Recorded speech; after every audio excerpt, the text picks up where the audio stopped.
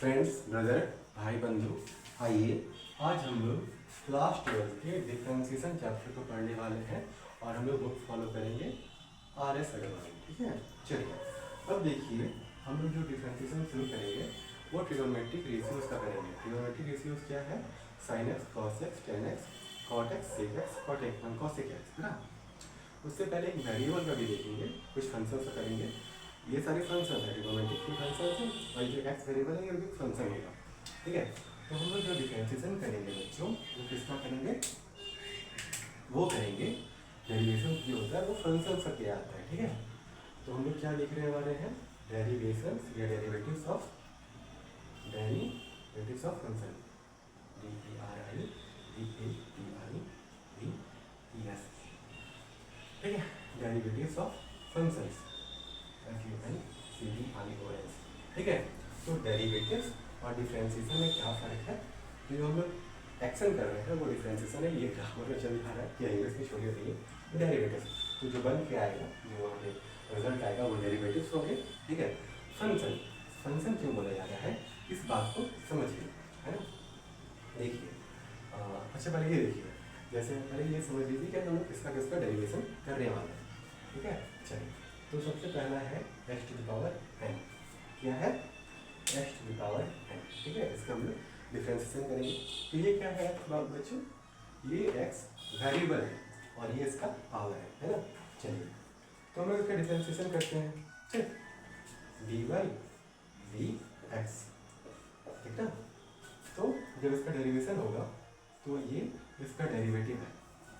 क्या है इसका derivative? n x to the power n minus 1, ये इसका डेरिवेटिव है। अब इसका एग्जाम्पल देखिए। एग्जाम्पल क्या है? मान लीजिए x टू द पावर 2 है और इसका डेरिवेशन किया जाए, d बाई डी एक्स क्या है? ये सिंबल है, मतलब डिफरेंशिएशन का सिंबल है, ठीक है ना। और यहाँ पे आप इसके फंक्शन का डेरिवेशन करना चाहते हैं, और जो यहाँ पे रिजल्ट आएगा वो डेरिवेटिव है। ठीक, तो x टू द पावर 2 हम इसे ऐसे लिखेंगे ब्रैकेट में, है ना। फिर ये हमारा फॉर्मूला क्या है इसके लिए? मतलब जो डेरिवेटिव आ रहा है n x to the power n minus 1, तो 2 x to the power n minus 1, जो कि क्या होगा? 2x टू द पावर 1 होगा।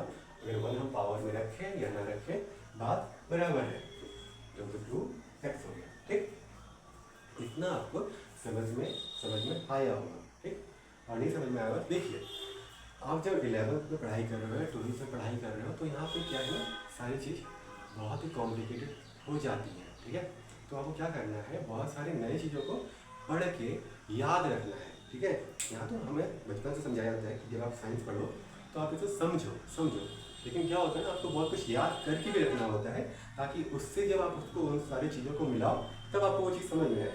जैसे आप एक सेंटेंस लिख रहे हो, this is THIS, this is pen. ठीक है, दिस इज पेन, आपको इसका मतलब समझ में आ रहा है बच्चों, यह एक कलम है। लेकिन हम जब ऐसे देखें, ये T लिख दिया जाए, ये H लिख दिया जाए, यहाँ पे I लिख दिया जाए, यहाँ पे F लिखा जाए, फिर से यहाँ पे I लिखा जाए, S लिखा जाए, T लिखा जाए, E लिखा जाए और N लिखा जाए, अब क्या समझ में आ रहा है? कुछ नहीं समझ में आ रहा है। लेकिन जब ये साथ में मिलता है तो इसका एक मतलब बनता है। ठीक है, यहाँ पे भी इसका एक मतलब है छोटा सा, यहाँ पे भी इसका मतलब है, यहाँ पे भी मतलब है। जब ये तीनों मिल जा रहे हैं तो फिर एक सेंटेंस का मतलब है। ठीक है, तो फिर जब आप 10th में मैथ पढ़ते हो, ठीक है, अगर आप बायोलॉजी वाले ये में हो, स्ट्रीम में हो, ठीक है, तो फिजिक्स होगा, केमिस्ट्री होगा, बायोलॉजी होगा, तो आप फिजिक्स पढ़ोगे। फिजिक्स में भी मैथ का डिफरेंशिएशन और इंटीग्रेशन की जरूरत पड़ता है। और अगर आप फिजिक्स में मैथ के साथ पढ़ रहे हो और अगर मतलब फिजिक्स मैथ केमिस्ट्री पढ़ रहे हो तो फिर आपको बहुत ज़रूरत पड़ना है, मैथ तो आपको पढ़ना ही पढ़ना है। ठीक है, और ये फिजिक्स में ज़रूरत होगा ही होगा, है ना, जैसे आप पढ़ोगे। ठीक, तो समझ में आया। तो आप क्या करो, नई चीज़ों को पढ़ के और उसे याद रखने के लिए तैयार रहो, मतलब उसे याद रखो। ठीक है ना, और उसे बाद में यूज़ करो जहाँ उसकी ज़रूरत पड़ रही है। चलो अब हम आगे देखते हैं।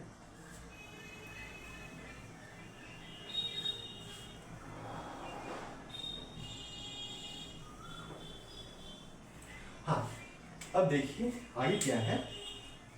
साइन एक्स, ये क्या है? ट्रिगोनोमेट्रिक रेशियो साइन एक्स, ठीक है।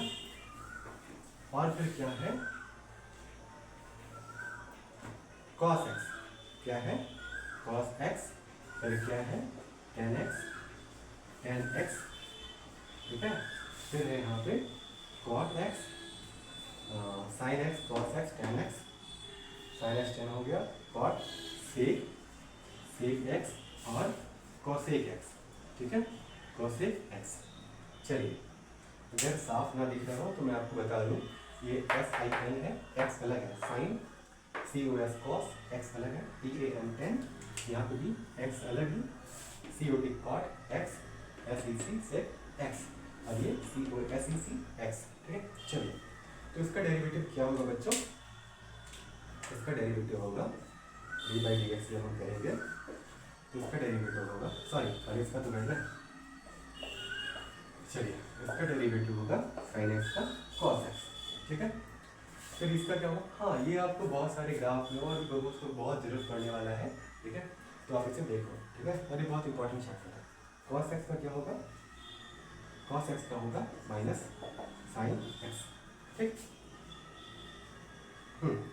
और डी बाई डी एक्स का क्या होगा? डी बाई डी एक्स का क्या होगा? इसका होगा sign X cos X tan x का होगा सेक स्क्वायर एक्स, ठीक है। और कॉट एक्स का डिफरेंशिएशन होगा, कॉट एक्स का डिफरेंशिएशन होगा क्या?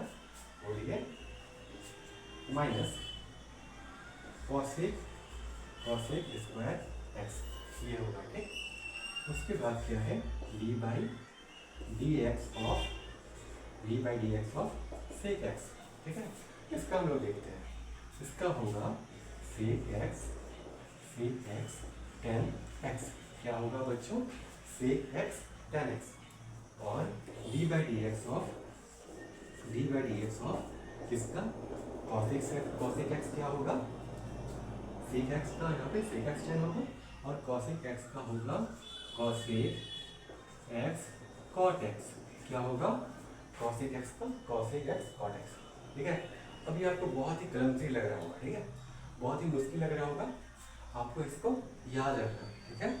चलिए, तो आप इसे कैसे याद रखोगे? देखो, पहले तो x वेरिएबल है, ठीक है, ये ट्रिगोनोमेट्रिक रेशियो है नहीं, ये सारे ट्रिगोनोमेट्रिक रेशियो हैं, sine X cos X tan X cot X sec X cosec X, ये आपने 9th-10th में पढ़ा होगा, हो सकता है 7th में पढ़ा होगा, ठीक है। चलिए, इसका डिफरेंशिएशन होगा n x to the power n, ठीक है। ये सारे डेरिवेटिव्स हैं बच्चों, ये सारे डेरिवेटिव्स हैं, ये जो प्रोसेस है उसे हम कहते हैं डिफरेंशिएशन, ठीक है।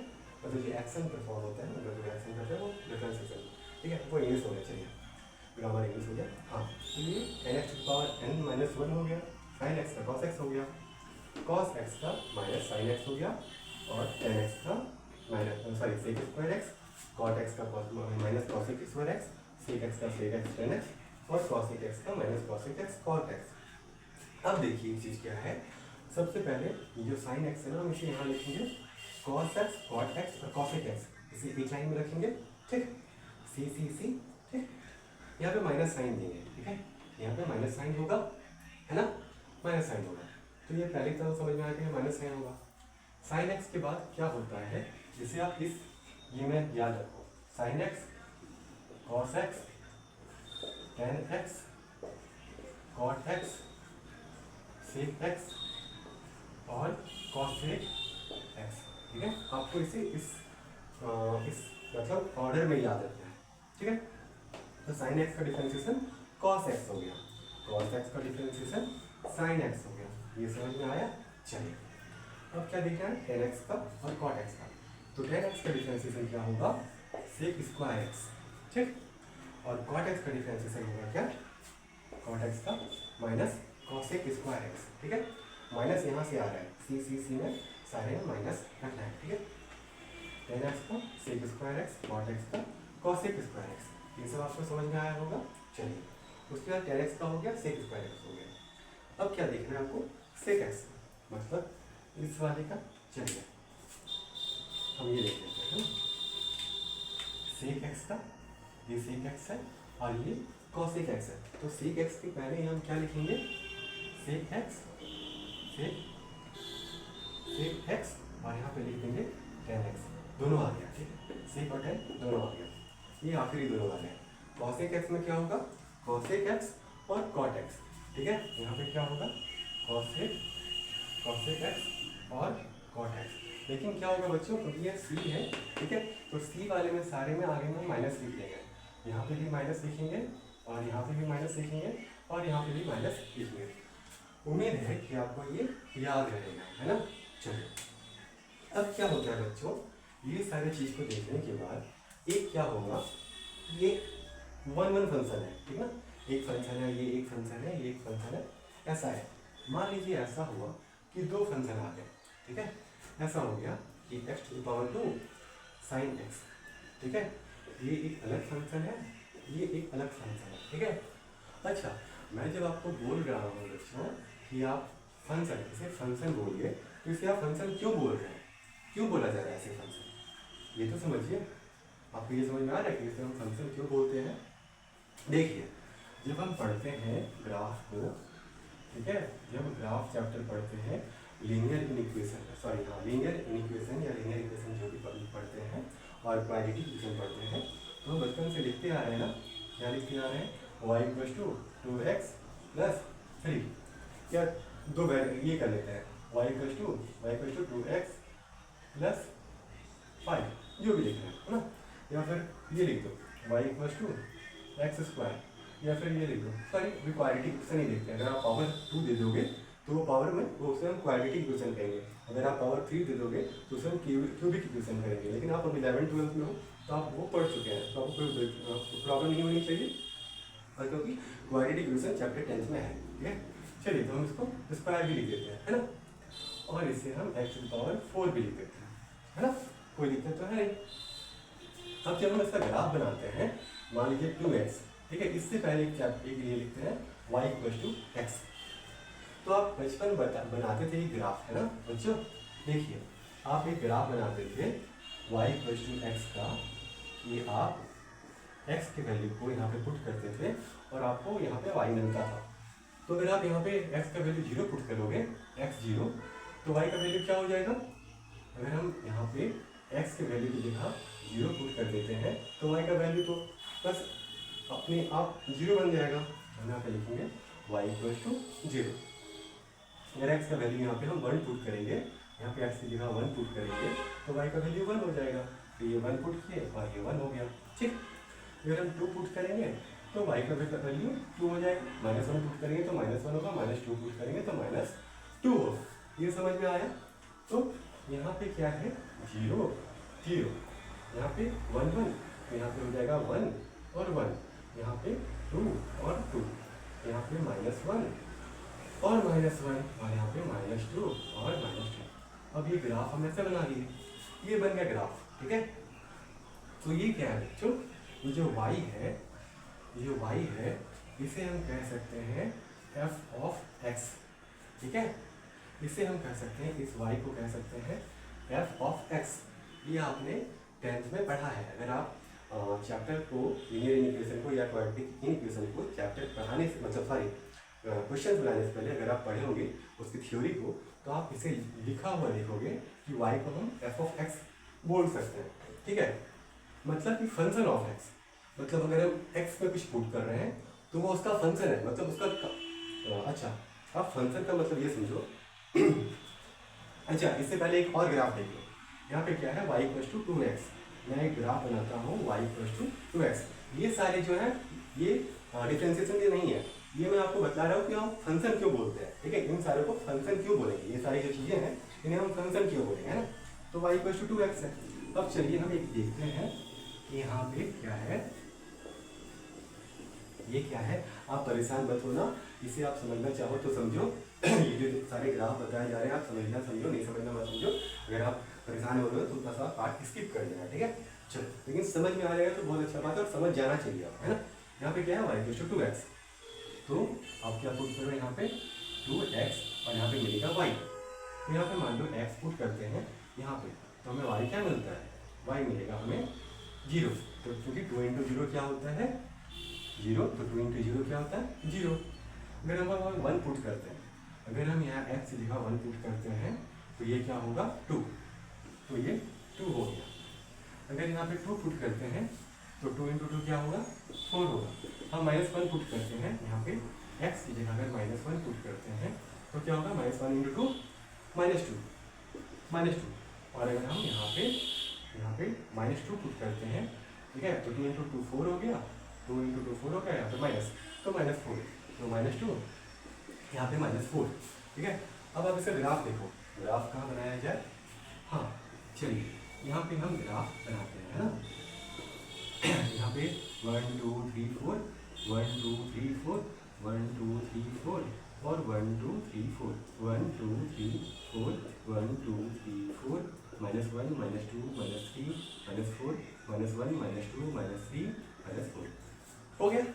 अब चलिए ग्राफ कैसा बनेगा, ये 0 x 0 है और y 2 है, मतलब ये पॉइंट यहाँ पे नहीं, यहाँ पे होगा 0 और 2, यहाँ पे 1 और 2, 1 और 2, ठीक है, 1 और 2 ही है ना, हाँ, तो ये वाला यहाँ पे होगा 1 x1 है और y 2 है, ठीक है। ये 2 और 4, यहाँ पे 2 है और ये 4 हो रहा है, 2 और 4, ये -1 -2, x क्या है हमारे पास -1 है और y -2, यहाँ पे पॉइंट होगा -1 और -2 4, तो -2 यहाँ पे है और 4 यहाँ पे है, तो माफ कीजिएगा कैसे बनाया जाए सही ग्राफ, x -2, x कहाँ है हमारा, यहाँ है, मतलब 2x कितना है, सॉरी x नहीं 2x, ठीक है ना, 2x ठीक है। तो हम x की जगह हम क्या पुट करेंगे, हम जो ग्राफ देखेंगे उसका क्या यहाँ पे वैल्यू -2 पुट करेंगे, तो -2 यहाँ पे है और y कितना है -4 यहाँ पे, ठीक है, -2, हाँ -2 और 4, ठीक है, -2 4, ये ग्राफ कुछ ऐसा बनेगा, ठीक है, ग्राफ ऐसा बनेगा, ठीक है, जो भी है, मतलब y फंक्शन क्यों है x का, y फंक्शन क्यों है x का, समझ पा रहे हो, ये जो y है वो फंक्शन में जा रहा है इस x का, मतलब x में कुछ भी पुट कर रहे हैं तो y अलग आ जा रहा है, ठीक है ना बच्चों, y अगर हम x में कुछ पुट कर रहे हैं, कोई वैल्यू दे रहे हैं तो y का कुछ रिजल्ट मिल रहा है, इसलिए हम कहते हैं कि y जो है वो x का फंक्शन है, y वो कब मिलता है, x के साथ कुछ रहने लगे, कुछ भी x के साथ कर रहे हैं तो y पे वो दिख रहा है, तो वो क्या है, x जो है, मतलब हाँ कौन फंक्शन है, y जो है इसका फंक्शन है x का, x के साथ कुछ भी किया जा रहा है तो y में कुछ रिजल्ट मिल रहा है, ठीक है। तो ये समझ में आ गया कि फंक्शन क्या है, इसे हम फंक्शन क्यों बोल रहे हैं, इन सारों को xn को x⁴n को cos x को, इन सारों को हम फंक्शन क्यों बोल रहे हैं, है ना, ये भी आपको समझ में आ गया, ठीक है। ये ट्रिग्नोमेट्रिक रेशियोज को हम फंक्शन क्यों बोल रहे हैं, इनके साथ करेंगे तो क्या होगा। अब एक चीज़ आप देखो, मान लो दो फंक्शन है x⁴2 और sin x, ठीक है, तो हम क्या करेंगे, एक को y लिखेंगे, ठीक है, और एक को क्या लिखेंगे, मान लो हम t लिखेंगे, दो फंक्शन है जिसे जैसे भी माने हमें मतलब क्या होगा ना कि डिफरेंशिएशन में हो, मल्टीप्लिकेशन, जैसे यहाँ पे x⁴2 और sin x यहाँ पे मल्टीप्लिकेशन में है, ये ऐसा भी हो सकता है कि यहाँ पे ऐसा हो x⁴2 और यहाँ पे sin x, ये ऐसा भी हो सकता है, तो प्रोडक्ट में हो तो हम क्या करेंगे डिफरेंशिएशन के चैप्टर में, इसके साथ कैसे डिफरेंशिएट करेंगे, जैसे कैसे करेंगे d/dx इस चीज़ का, और अगर ये ऐसे हो तो हम इसका डिफरेंशिएशन कैसे करेंगे, हमें वो भी देखना है, वो हम अगली वीडियो में करेंगे, ठीक है, चलिए।